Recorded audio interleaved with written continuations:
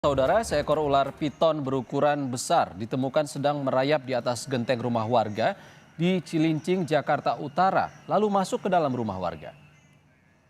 Evakuasi ular sanca di atas plafon tim penyelamat 21. Ular piton berukuran 5 meter yang masuk ke rumah warga di Jalan Rorotan 4, Cilincing, Jakarta Utara. Tim rescue pemadam kebakaran sampai naik ke loteng atap rumah warga. Awalnya ular piton ini ada di atap rumah warga.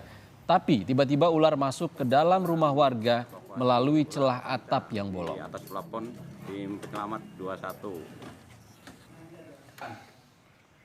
21. Menurut pemilik rumah, ular sudah banyak ditemukan merayap di rumah warga. Diduga ular ini berasal dari rumah kosong dan lahan di belakang rumah.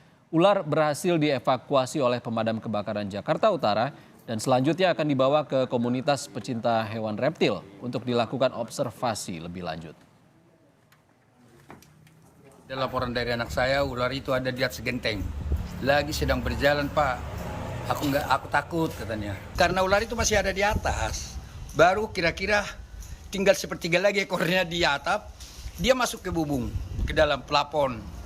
Diperkirakan ularnya datang dari mana, Pak? Datang dari rumah kosong. Rumah kosong sama ada lahan di belakang ini 1 hektar.